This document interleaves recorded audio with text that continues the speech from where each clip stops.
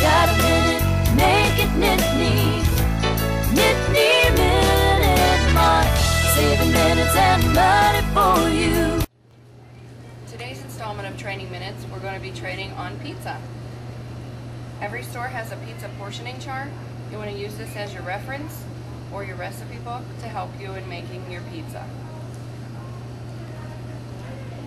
First thing you want to do is what we call staging your dough. You take your little dough flat out of the freezer, place it on a pre-sprayed pan, and put the bag that the dough came in over top of the pan. Then what you want to do is let it sit out until it gets to room temperature so you're able to use it. If you look at this dough, it's slid onto one side of the pan, so I'm going to show you how to spread it out without making bubbles in your dough. First thing you want to do is using both hands, put your hands down, walking your dough.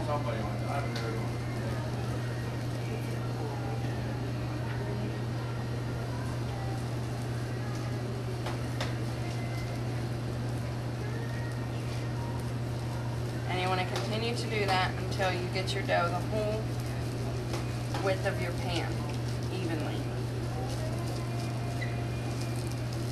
If you notice, the bag is still over top of the dough. It makes it a lot easier to work with because the dough is kind of greasy. And as you work with it, it'll dry out and it'll actually begin to stick to your gloves if you have to work with it for a little bit. So it's best to keep it in the bag. Also, anytime you have a pizza pan on your hoagie table, this whiteboard, it'll turn it black because the aluminum of the pan. So what you want to do is always keep your pan on something. Okay, now that we have the dough flat, you're going to take the pan out. Make sure we don't have any big air bubbles. And what you want to do is your crust, it's a little poppy pinching motion the whole way around the pizza so it looks like a hand-turned dough. Dress it up a little bit. Then we can go ahead and start with our toppings. You're going to use your 4-ounce ladle for your sauce. You never want to store your ladle in the sauce when you're not using it. You always want to keep it out of the sauce unless it's currently in use. Drop your sauce right in the middle. Using the bottom of your ladle, spread it around.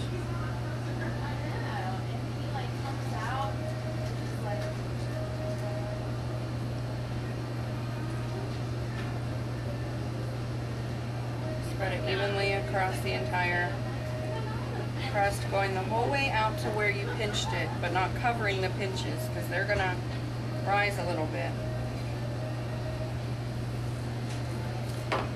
So you have your sauce, then you want your cheese.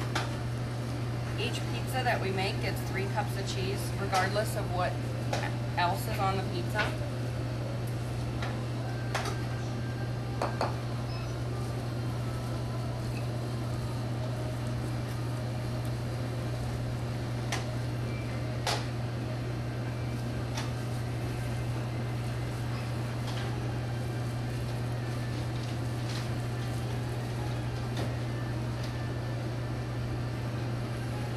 Some stores pre-bag their cheese. Some just use the measuring cup and measure it for each individual pizza.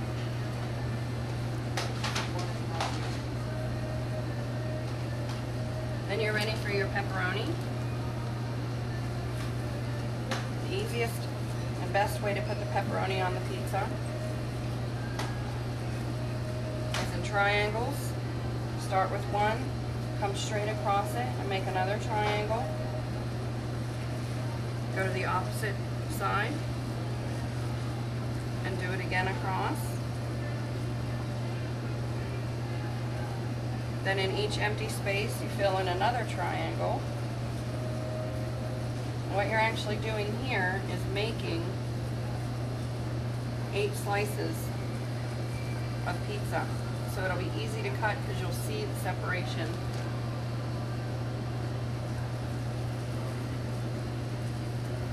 A large one-topping pizza gets 32 pepperonis, so that would be 4 per slice, and this is a good way to make sure that you have 4 on each slice. See the hole in the middle? You always want to have a hole in the middle.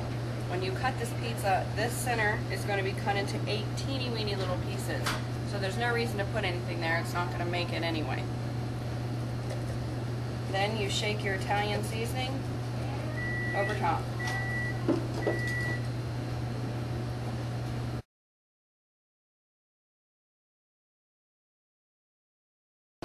Now it's time to proof your dough. The best thing for you to do in order to do this is to put it in your humidified cabinet. There's already warm, moist air in there, so it'll aid in the process of proofing or rising of your pizza. All you need to do is slide your pizza in and wait for a few minutes. It takes about 3 to 5 depending on the temperature of your cabinet. You'll see the dough stop being shiny, and you'll see it actually begin to poof up or rise, which means it's ready. We've taken the pizza out of the pizza warmer now, out of the humidified cabinet. You can see that it's already started to rise. It's poofed up here, almost level with the top of the pan. It's no longer shiny, which means that it's ready to be baked. If you look here, as I'm showing you this, I put a pan underneath it because these do get warm in the cabinet, and you never want to put a pizza pan on this board without something underneath it. We're going to go ahead and put it in the oven. Bake it according to your store's individual instruction times.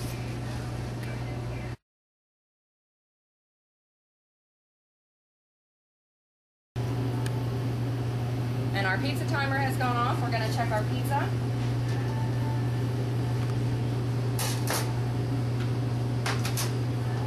What you want to do is, you can't just go by the top. The top looks gorgeous, but what you want to look at is the underneath. See how it's browned? That's exactly what you want it to look like. Even if the top is brown, you have to check the underneath to make sure it's brown. Now this store has these pans with the lip on them. You cannot cut the pizza in this pan because the cutter won't go back far enough. So we have to flip it onto a flat pan, which is done as that, like shown. And you take the cutter, and using your pepperonis as a guide, you want to cut your pizza. I don't know if the camera can hear that, but hear that crisp? That's what you want to hear out of your pizza, is that crispy. You can see this pizza got a bit of an air bubble. That means we proofed it a little too long in the cabinet. That's fine. It's popped itself, so we don't have to worry about it. Then you want to carry the pizza over and put it in the cabinet.